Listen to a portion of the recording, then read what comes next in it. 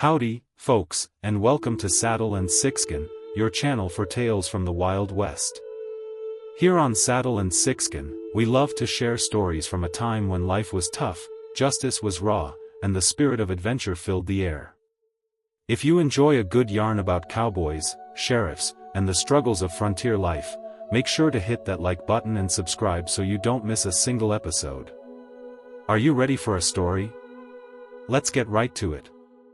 Now, imagine this: a gunshot echoed across the Montana prairie like thunder, scattering a flock of startled birds into the vermilion sunset sky. Our leading lady, Felicity Morgan, is in trouble, deep trouble. She pressed her trembling hand against the blood seeping through her riding skirt, her honey blonde hair falling loose from its pins as she slumped against the trunk of a lone cottonwood tree. It seems our Felicity has gotten herself into quite the predicament. What do you think happened? She had been on the run for 3 days, and now her strength was finally failing her. It was 1878, and the West was still wild, a place where even the strongest spirit could be broken. Felicity had learned this lesson the hard way when her stagecoach was attacked outside of Silver Creek. Of all the passengers, she alone had managed to escape into the wilderness, a bullet lodged painfully in her thigh and vengeance hot on her heels. Can you imagine her fear? The sound of approaching hoof beats made her heart stutter with fear. She tried to drag herself deeper into the shadows, but the pain was overwhelming. What do you think will happen next? Will Felicity survive the pursuit? If you're enjoying this frontier adventure so far, take a moment to like this video and subscribe to Saddle and Sixskin. We've got plenty more Western tales in store. Suddenly, a deep voice cut through the gathering darkness. "Hello there," it called, steady as bedrock. "You're bleeding something fierce, madam." Felicity squinted through the gathering darkness at the tall figure dismounting from a chestnut stallion. His face was shadowed beneath a wide-brimmed hat, but she could make out broad shoulders and the glint of a sheriff's badge. "Stay back," she warned, her voice weaker than she'd intended. "I have a gun." The man stepped closer, his movements cautious but confident. "And I have bandages, water, and a fair hand at patching bullet wounds." Is this the lawman she's been needing all this time? What will happen to Felicity and the sheriff? Will he help her?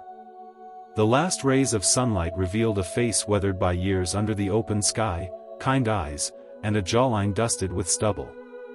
"Name's Nathan Reed. I'm the sheriff from Whispering Pines about 20 miles east." He knelt beside her, keeping a respectful distance. "May I take a look at that wound?" Felicity hesitated, years of hard-learned caution warring with her desperate situation. Her vision was beginning to blur around the edges.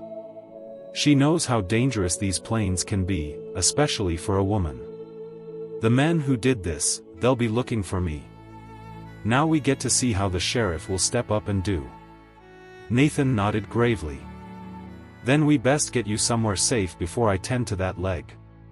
Will you let me help you, Miss Felicity? Years of watching westerns shows me that a new relationship might be blossom in the frontier." If you are enjoying our stories on Saddle and Sixskin, please like this video and subscribe to our channel for more classic western content. Felicity Morgan, she grimaced as another wave of pain washed over her. "It hurts too much to move." The sheriff's eyes softened with understanding as he gently moved her hand away from the wound. "That's why I'm here, Miss Morgan, to make sure you don't have to face this pain alone." His words, spoken with such simple sincerity, broke something loose inside her. Tears spilled down her dust-streaked cheeks as she nodded her consent. With careful movements, Nathan cleaned the wound as best he could with water from his canteen and a clean handkerchief. "Do you believe Felicity can trust this man? The way he tenderly cleaned that injury, seems like he has good intention with her." He winced at the depth of the injury, but kept his voice calm. "The bullet's still in there. I can get it out, but not here. My cabin's about an hour's ride away. It'll be rough going, but I promise to be as gentle as possible." Felicity bit her lip until she tasted blood. Now we get to see her true grit of this girl. Do you think she will accept his offer to get the bullet out of her injury? I don't have much choice, do I? There are always choices, Miss Morgan, he replied, wrapping a makeshift bandage around her thigh. Just sometimes none of them are particularly pleasant. Despite the pain, a weak smile tugged at her lips. You have an unusual way with words, Sheriff Reed. Nathan, he corrected, lifting her with surprising gentleness into his arms. Folks, if you like this type of Western stories on this channel, please be sure to like this video and subscribe to Saddle and Sixskin for more thrilling tales from the Old West. We would love to hear what you think about our stories. Out here, titles don't mean much when you're bleeding. The journey to Nathan's cabin was a blur of agony for Felicity. She drifted in and out of consciousness, aware only of the steady heartbeat against her cheek where her head rested against his chest, and the soothing rumble of his voice as he spoke to her and his horse in turns, encouraging both to hold on just a little longer. The cabin appeared like a mirage in the darkness, solid logs, glowing amber from a lantern left burning in the window. Nathan carried her inside and placed her carefully on a narrow bed covered with a patchwork quilt that smelled of pine and woods. I need to get that bullet out now, he explained, lighting more lamps around the simple one-room cabin. I won't lie to you, Felicity. This is going to hurt something fierce. She nodded weakly, watching as he gathered supplies with efficient movements: a bottle of whiskey-clean cloths, a knife he held in the flame of a lamp, and a pair of long tweezers that made her stomach turn. Do you have the stomach to do what's needed in this frontier? Here, he said, offering her the whiskey. Drink as much as you can stand. Felicity took several burning swallows before gasping and pushing the bottle away. Who taught you to tend wounds? War, he answered simply, rolling up his sleeves to reveal forearms corded with muscle and marked with old scars. I was a field medic for a time. Saw more bullet wounds than any man should. Now we get to see how the skills learned in wartime can really help in this moment of pain. He sat beside her on the bed and placed a folded leather belt between her teeth. Bite down on this, and if you need to scream, don't hold back. There's no one for miles to hear. What followed was the worst pain Felicity had ever experienced. She bit down on the leather until her jaw ached, tears streaming unchecked down her temples and into her hair. Nathan worked with quiet concentration, his hands steady even as she writhed beneath them. When the bullet finally came free with a sickening sound, she nearly lost consciousness again. You're doing fine, he murmured, his voice a lifeline she clung to. The worst is over now. Just need to clean it and stitch you up. By the time he finished, dawn was breaking outside the cabin windows, casting pale light across the worn wooden floor. Felicity lay exhausted but clear-headed, the whiskey and pain having burned away any pretense or caution. Why are you helping me? She asked as Nathan washed blood from his hands in a basin. You don't know me. I could be running from the law for all you know. He turned to look at her, his expression thoughtful. Are you? No, she answered honestly. But the men chasing me are dangerous. By helping me, you've made yourself a target. Nathan dried his hands on a towel and came to sit in a chair beside the bed. If you have been watching this channel all the time, please don't forget to like or subscribe to Saddle and Sixskin. We need your support. In the morning light, she could see him clearly for the first time, tall and broad-shouldered, with dark hair streaked with silver at the temples and eyes the color of a summer storm.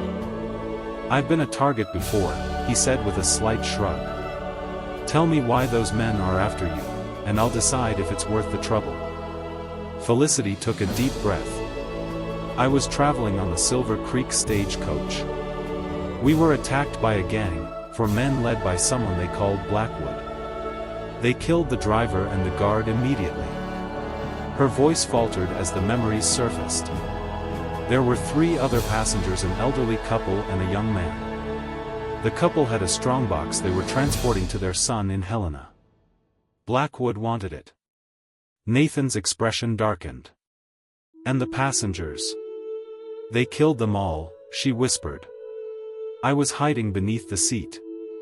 They didn't see me at first, but when they were searching the bodies, I panicked. I ran. One of them shot me, but I made it to the trees. Her hands twisted in the quilt. I shouldn't have run. I should have tried to help the others. You'd be dead, too, if you had, Nathan said firmly. How long have you been on the run? 3 days. I've been moving at night, hiding during the day. But yesterday evening, they found my trail again. She met his gaze directly. I understand if you want me gone once I can travel. This isn't your fight. Nathan stood and moved to the window, looking out at the rising sun with a faraway expression. My wife and daughter were killed in a stagecoach robbery 8 years ago, he said quietly. I wasn't there to protect them. I was busy being sheriff in a town that didn't much need one. He turned back to her, his jaw set with resolve. So you see, Miss Morgan, this is very much my fight. What are some things you are willing to fight for? The next few days passed in a strange suspended state for Felicity. Her wound, though painful, began to heal cleanly, thanks to Nathan's skilled care. The fever that might have claimed her never materialized, and with each passing day, her strength returned incrementally. Nathan's cabin, though small, was comfortable and meticulously maintained.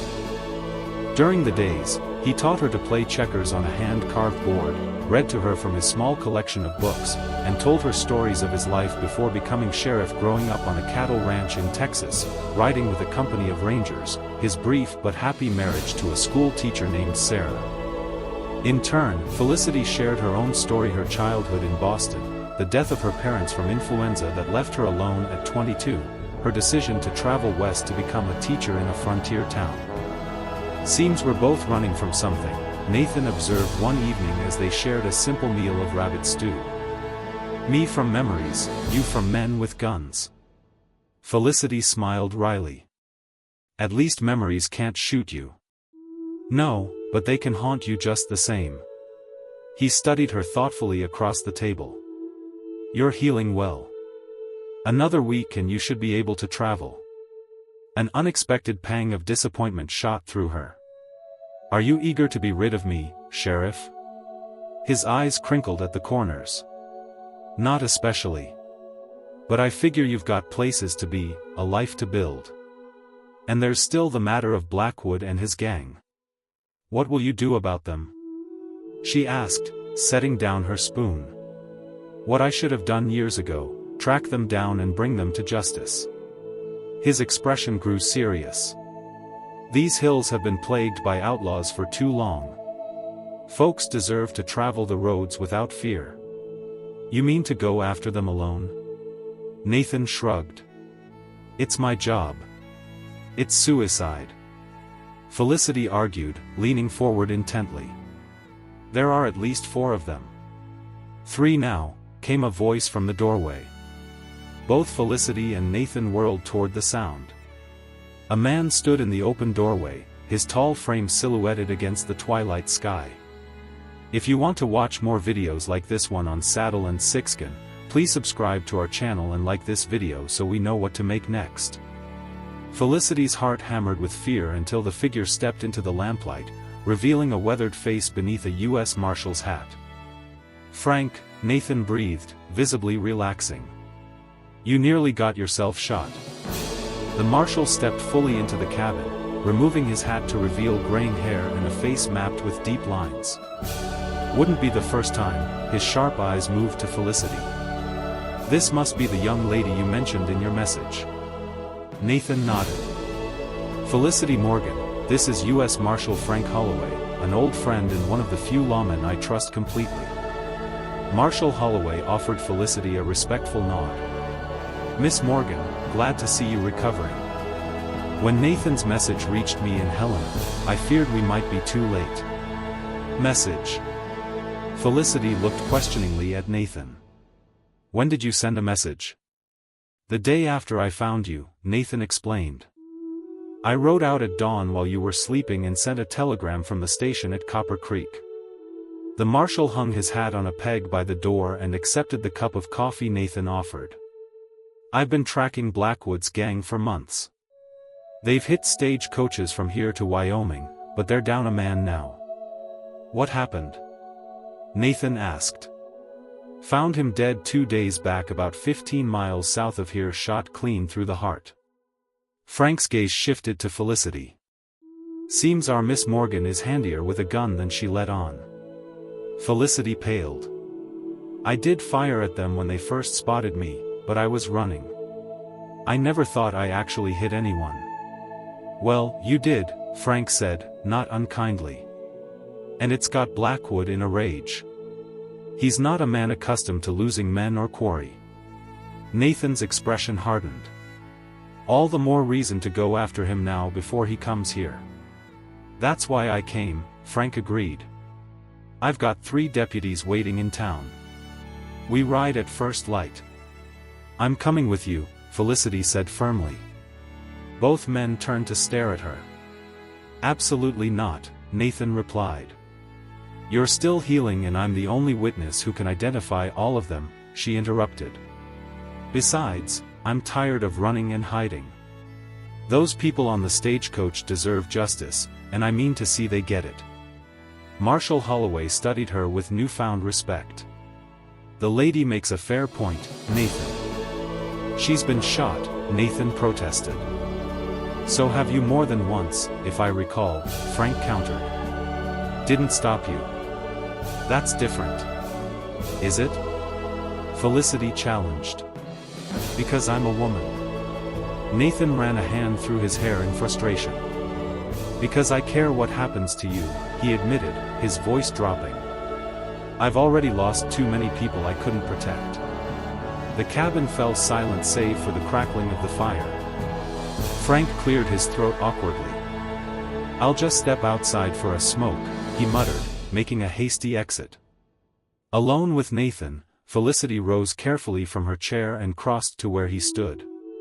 If you would like to see more videos like this on Saddle and Sixskin, please support us by hitting the like and subscribe buttons. The pain in her leg was a dull throb now, manageable if she was careful. I understand what you're afraid of, she said softly. But keeping me here won't change what happened to your wife and daughter. And it won't keep me safe forever. Blackwood won't stop looking. Nathan's shoulders sagged slightly. I know. He looked down at her, conflict evident in his eyes. I've grown rather fond of having you here, Felicity Morgan. Her heart skipped at the unexpected admission. And I've grown rather fond of being here, she confessed. But this isn't over yet. Let me help finish it, then. Then perhaps we can discuss what comes after. He searched her face for a long moment before nodding slowly. All right. But you stay behind us when the time comes and you follow my orders without question. Promise me. I promise, she agreed, feeling a curious mixture of relief and anticipation. Thank you for understanding. Don't thank me yet, he warned, though a reluctant smile tugged at his lips. Frank snores like a grizzly with a head cold, and the trail to Whispering Pines is long and hard. Felicity laughed, the sound bright in the cozy cabin. I've endured worse these past days. Yes, Nathan said softly, his eyes never leaving hers. Yes, you have. The morning dawned cold and clear, a thin layer of frost coating the grass around the cabin. Felicity dressed in clothes Nathan had procured for her: sturdy trousers, a flannel shirt, and a wool coat that hung loosely on her frame, but would keep her warm on the ride. Frank had returned to town the previous evening to prepare his deputies and secure horses for their journey. Nathan spent the early hours checking and cleaning his weapons: a Winchester rifle, a Colt revolver, and a smaller Derringer he insisted Felicity take. Keep it in your pocket, he instructed, showing her how to load and fire it. It's only good for close range, but it might save your life if things go badly. As they prepared to leave, Felicity paused in the doorway of the cabin, looking back at the simple space that had become a sanctuary during her recovery. Nathan noticed her hesitation. We'll come back, he said quietly, coming to stand beside her. When this is over, she turned to him, struck by the implication in his words. A faint color rose in his tanned cheeks. If you want to, that is." Before she could respond, the sound of approaching horses announced Frank's return. The moment passed, but the possibility hung in the air between them, fragile and full of promise. The ride to Whispering Pines took most of the day. Felicity's leg ached fiercely by the time they reached the small frontier town, but she refused to complain. Nathan cast frequent concerned glances her way, but she met each one with a determined smile that gradually won his reluctant admiration. Whispering Pines consisted of one main street lined with wooden buildings, a general store, a saloon, a small hotel, a livery stable, and the sheriff's office. People stopped to stare as their party rode in, curiosity and weariness mingling in their expressions at the sight of the marshal and his deputies flanking Nathan and Felicity. They dismounted in front of the sheriff's office, where Frank's deputies had prepared a map of the surrounding territory. Inside, Frank introduced his men, a Takehater former Buffalo soldier named Isaiah, a young deputy with quick eyes called Mitch, and a grizzled tracker introduced simply as Cooper. "According to our information, Blackwood and his remaining men have a hideout here," Frank explained, pointing to a marked location in the foothills about 15 miles west of town. "It's an old mining camp abandoned after the silver played out 5 years back. 3 men, fortified position, plenty of ammunition," Nathan mused, studying the map. "It won't be easy." "Never is with Blackwood," Cooper grunted. "Man's slippery as an eel and twice as mean." Felicity stepped closer to the map. "There's another approach here," she said, tracing a line with her finger. "The stagecoach took this route before the attack. There's a narrow pass that leads behind these hills." The men looked at her with surprise. "How do you know that?" Frank asked. "I memorized the route before we left Silver Creek," she explained. "I always study maps before traveling. It's a habit my father taught me." Nathan exchanged an impressed look with Frank. "If we could come at them from both directions, we might just catch them in a crossfire," Frank finished. "Good thinking, Miss Morgan." They spent the next hour refining their plan. Frank, Nathan, and Isaiah would approach from the main trail, while Mitch and Cooper would take the back route Felicity had identified. Felicity would remain in town under the protection of the local deputy, a nervous young man named Jim Atkins. As darkness fell, they shared a simple meal at the town's only restaurant. Conversation was sparse, each person lost in thoughts of the coming confrontation. When they finished, Frank and his deputies departed to check their gear and get some rest, leaving Nathan and Felicity alone. That's the tale for now. If you want to be told more stories like that, please like and subscribe to Saddle and Sixskin. "You should try to sleep," Nathan advised as they walked slowly toward the small hotel. "Tomorrow will be a long day." Felicity nodded, though sleep felt impossible with her nerves wounded tight as piano strings. They stopped at the hotel entrance, lingering in the pool of light cast by the lantern above the door. "Nathan," she said suddenly, turning to face him. "I want you to know that whatever happens tomorrow, I'm grateful for everything you've done for me." His expression softened. "I haven't done anything anyone with a conscience wouldn't do." "We both know that's not true," she countered gently. "You could have left me beneath that tree or turned me over to the marshal and washed your hands of the whole affair. Instead, you opened your home and risked your life." Nathan looked down at his boots, uncharacteristically at a loss for words.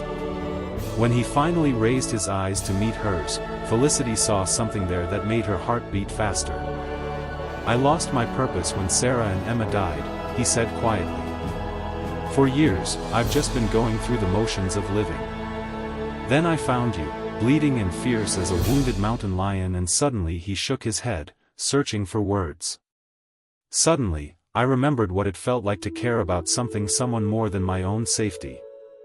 Felicity's breath caught in her throat. Before she could respond, Nathan leaned down and brushed his lips softly against hers, a question more than a kiss. She answered by raising her hand to his cheek, her touch feather light as she returned the pressure.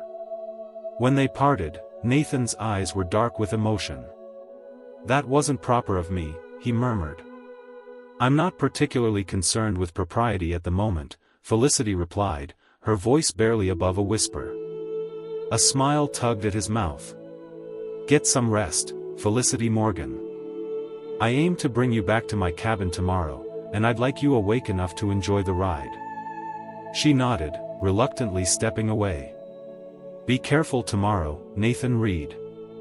I've grown rather attached to having you around. His smile widened into something genuine and warm.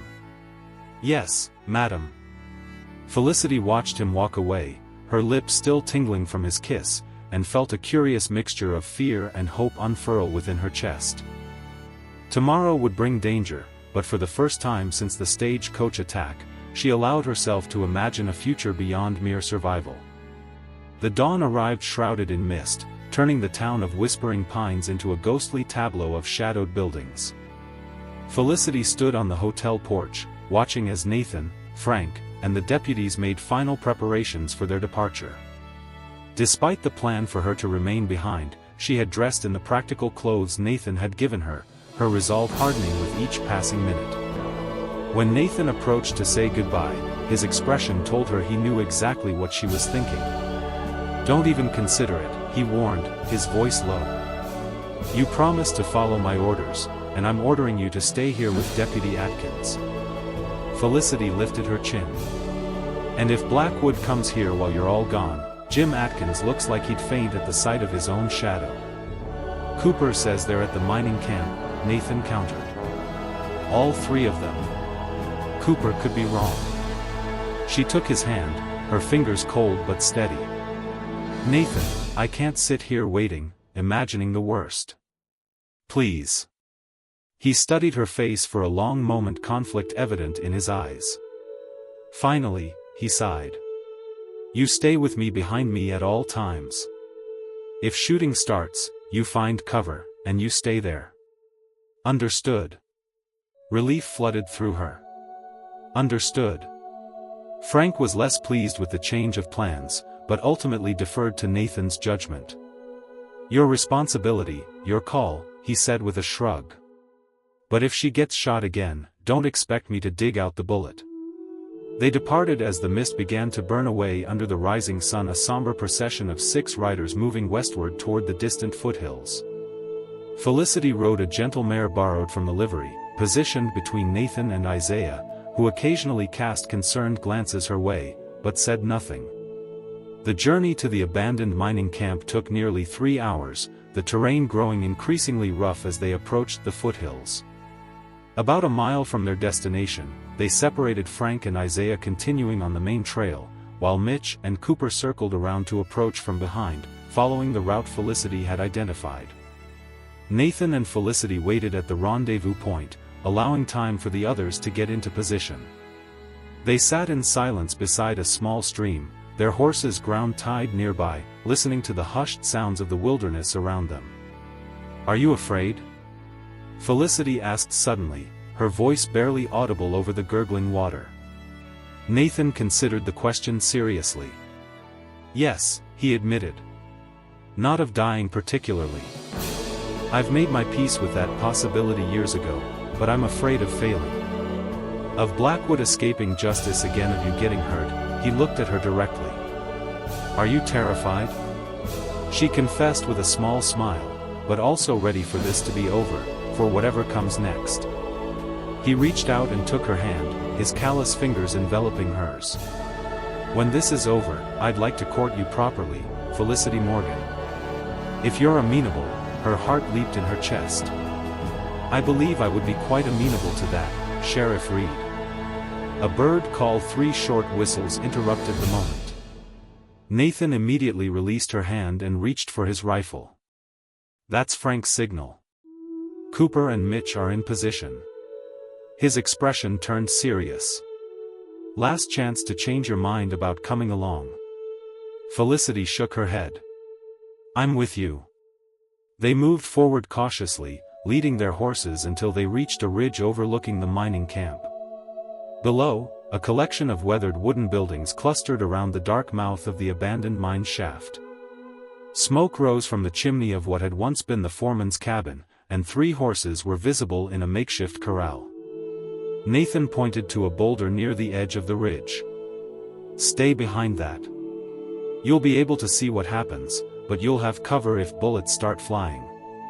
Felicity nodded, crouching behind the indicated rock while Nathan tied their horses to a scrub pine and took up position beside her, his Winchester at the ready.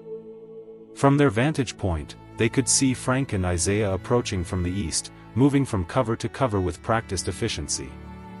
Cooper and Mitch were not visible, but Nathan assured her they would be in position to the west, ready to cut off any attempt at escape. The confrontation began without warning. A shot rang out from one of the buildings, kicking up dust near Frank's feet. Immediately, the marshal and Isaiah dove for cover behind an abandoned ore cart. "Blackwood," Frank shouted. "This is U.S. Marshal Holloway. You and your men are surrounded. Throw out your weapons and come out with your hands up." Laughter echoed from the cabin. "Come and get us, Marshal," called a voice rough with arrogance. "We've got supplies for a month and more ammunition than you've got men." Another shot cracked through the air. This one coming from the ridge to the west, Cooper or Mitch demonstrating the truth of their encirclement. For several tense minutes, nothing happened. Then the cabin door inched open and a white cloth waved tentatively. "Maybe they're surrendering," Felicity whispered hopefully. Nathan's expression remained grim. "Blackwood doesn't surrender." Even as he spoke, chaos erupted. Two men burst from the back of the cabin, firing wildly as they ran for the horses. From the front door, a third man taller than the others with a distinctive black duster provided covering fire with a rifle. Gunfire exploded from all directions. Frank and Isaiah returned fire from their position, while shots from the western ridge indicated Cooper and Mitch were engaged as well. Nathan sighted carefully along his Winchester and squeezed the trigger. One of the running men stumbled, clutching his leg, but continued toward the horses. The air filled with gun smoke and the thunder of weapons. Felicity pressed herself against the boulder, heart pounding as bullets winded overhead. Through gaps in the smoke, she could see the wounded man reach the horses, frantically trying to untie one while his companion provided covering fire. Then, with stunning clarity, she recognized the wounded man, the same outlaw who had shot her during her escape from the stagecoach. Even at this distance, she would never forget his face or the distinctive red bandana around his neck. A movement to her left caught her attention. Blackwood had broken from the cabin and was working his way up the ridge directly toward their position. Nathan, focused on the men below, hadn't seen him yet. "Nathan," she cried in warning just as Blackwood spotted them and raised his pistol. "We hope you are still having a good time with us. If so, hit the like and subscribe for more videos in the future." Nathan whirled, bringing his rifle to bear, but Blackwood fired first. The bullet tore through Nathan's left shoulder, spinning him backward with the impact. He managed to get off a shot as he fell, but it went wide. Felicity watched in horror as Nathan collapsed against the rocky ground, blood blooming across his shirt. Blackwood grinned savagely and advanced, pistol leveled at Nathan's chest for a killing shot. Without conscious thought, Felicity reached into her pocket and withdrew the derringer Nathan had given her. The tiny gun felt impossibly inadequate against Blackwood's menacing figure, but she raised it steadily, remembering Nathan's instructions about its limited range. "Drop it," she commanded, stepping out from behind the boulder. Blackwood's eyes widened momentarily before his grin returned. Well, the one that got away, been looking for you, little lady." He kept his pistol aimed at Nathan, but turned slightly toward her. "That pea shooter won't stop me from killing your man here." "It will if I put a bullet through your eye," Felicity replied, surprised by the steadiness of her own voice. "And at this distance, I won't miss." Doubt flickered across Blackwood's face as he registered her unwavering aim and the short distance between them. Before he could decide, a gunshot from below diverted his attention. One of his men screamed, and the sound of a horse galloping away indicated the other might be escaping. The momentary distraction was all Nathan needed. Despite his wounded shoulder, he surged upward, tackling Blackwood around the knees. Both men went down hard, Blackwood's pistol discharging harmlessly into the air before skittering across the rocky ground. Felicity rushed forward, grabbing the fallen pistol and training it on Blackwood as the two men grappled on the ground. Blood loss was weakening Nathan quickly, but desperation lent him strength as he fought to subdue the outlaw. "Felicity," Frank's voice called from below. "We're coming up." The sound of running footsteps approached from the trail. Blackwood, hearing them too, redoubled his efforts to break free from Nathan's grip. In the struggle, he pulled a knife from his boot and slashed wildly, catching Nathan across the forearm. Nathan grunted in pain, but didn't release his hold. As they rolled dangerously close to the edge of the ridge, Felicity circled them, trying to find a clear shot with Blackwood's pistol. "Let him go, Nathan," she cried. "I have his gun." But Nathan, perhaps fearing Blackwood would overpower her or knowing the outlaw would never surrender, maintained his desperate hold. "Shoot him," he gasped, blood staining his lips. "Now! Felicity! Shoot him!" She aimed at Blackwood's leg, trying to disable him without risking hitting Nathan.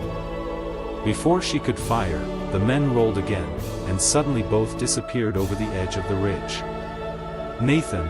Felicity screamed, rushing forward in horror. The drop was about 15 feet to a rocky slope below. Nathan and Blackwood had tumbled down it, coming to rest in a tangled heap against a boulder. Neither man was moving. Felicity scrambled down the slope, heedless of the danger, reaching Nathan's side just as Frank and Isaiah appeared at the top of the ridge. "Nathan," she sobbed, gently turning him onto his back. His face was deathly pale, blood seeping from his shoulder wound and a new gash on his temple where he'd struck the rocks during the fall.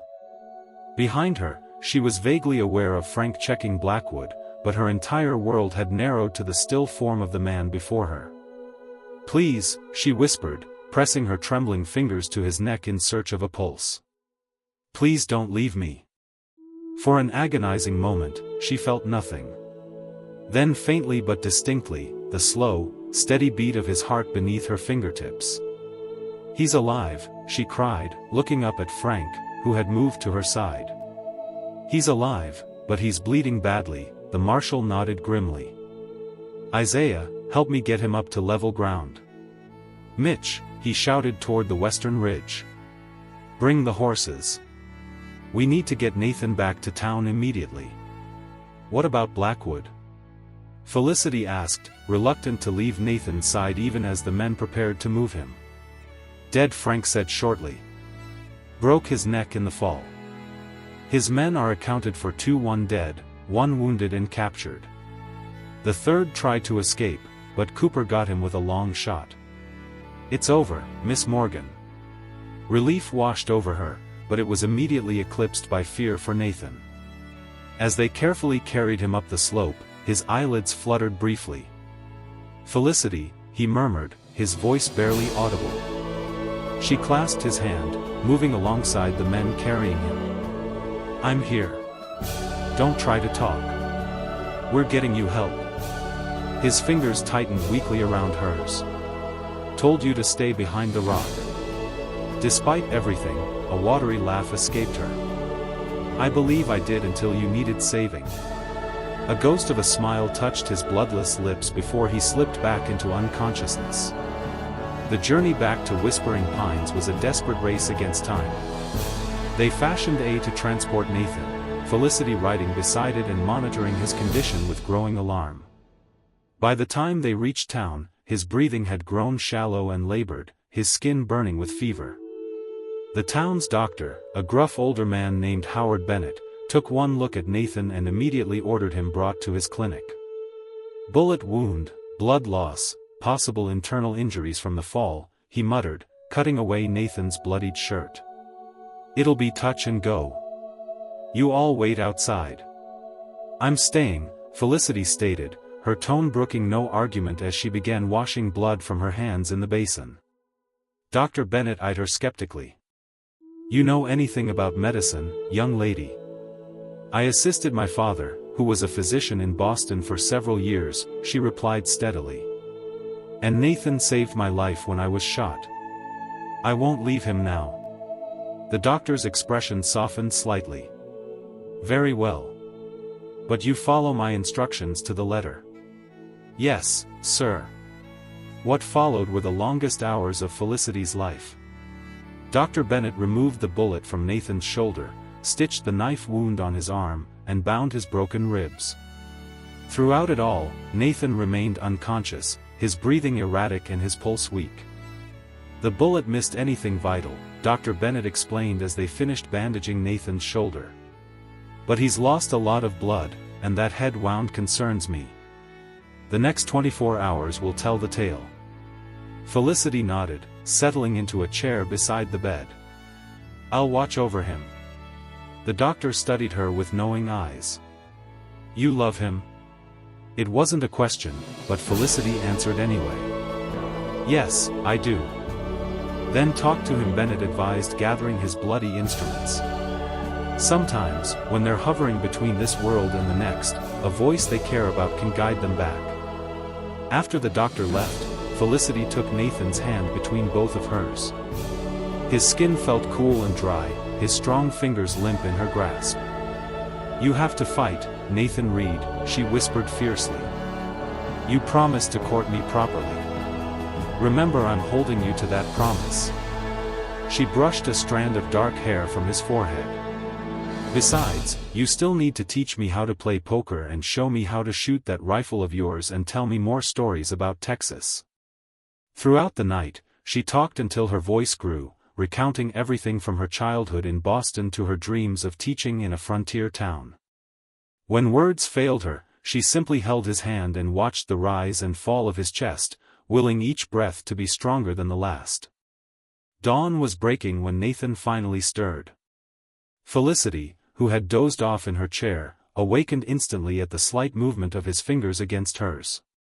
Nathan, she called softly, leaning closer. His eyelids fluttered.